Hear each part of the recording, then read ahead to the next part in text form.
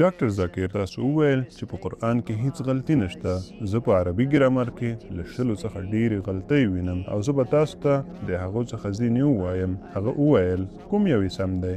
السابعون که السابعین؟ دویمه شمېره. وروره په یو وخت کې یوازې یوه پوښتنه. هو مګر همدا ورته خبره هغه په سورة طه 43 آیات کې هم کړې ده. غلطي ده او تاسو دا تشریح کولی شئ؟ ورور خورا ښه پوښتنه کړې ده. زه غواړم نور هم ورسره موافق شم. د ټولو 20 ګرامري ټکو ته اشاره وکړه او کتاب عبدالفادي ته اشاره کوي. عبدالفادي سمه ده؟ آیا قرآن له خطا پاک دی؟ زه ځینې شیان لیدلی شم. هو الحمدلله زما نظر یعنی حافظه ښه کار کوي. زه به ټولو 20 پوښتنو ته یو ځای ځواب ورکړم ځکه ما هغه کتاب لوستی دی. انشاءالله زه به ټولو 20 ته ځواب ووایم. لومړی ټکی وروره، لومړی ټکی چې باید یاد وساتل شي دا دی چې د عربي ژبې ټول ګرامر له قرآن څخه اخیستل شوی دی. قرآن د عربي ژبې تر ټولو لوړ کتاب و، یو داسې کتاب چې د ادبي کچې په تر ټولو لوړه درجه کې دی. د عربي ژبې ټول ګرامر له قرآن څخه استخراج شوی دی. قرآن د ګرامر اساسي کتاب دی. څرنګه چې قرآن د ګرامر اصل دی او ټول ګرامر له قرآن څخه دی، نو قرآن هیڅ کله غلطي نشي لرلی. دا لومړی ټکی.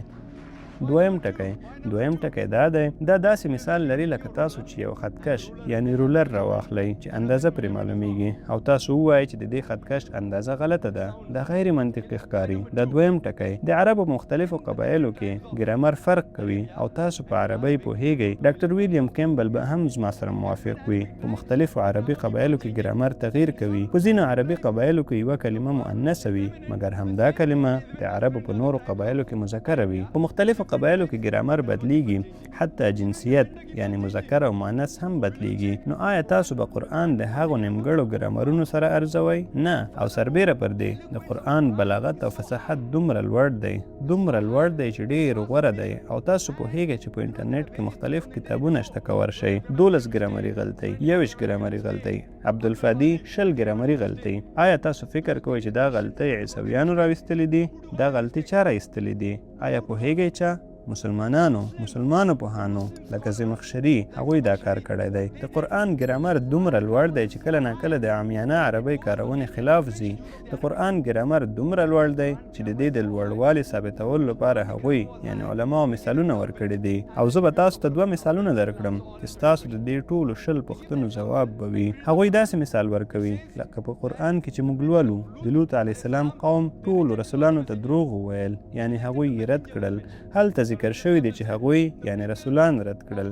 ډاکټر ویلیام کیمبل وویل د نوح علیه السلام قوم رسولان رد کړل. موږ له تاریخ څخه پوهیږو چې هغوی ته یوازې یو رسول لیږل شوی و. نو دا یو ګرامري غلطي ده. قرآن باید ویلی وی قوم رسول رد کړ نه رسولان. زه ستاسو سره موافق یم. په هغه عامي ګرامر چې زه او تاسو پرې پوهیږو دا شاید غلطي وي، مګر که تاسو د عربو لیکلي کتابونه ولولئ د قرآن ښکلا په څه کې ده؟ د قرآن ښکلا دا ده ولې قرآن د رسول پر ځای رسولان کارولی. آیا پوهیږئ ولې؟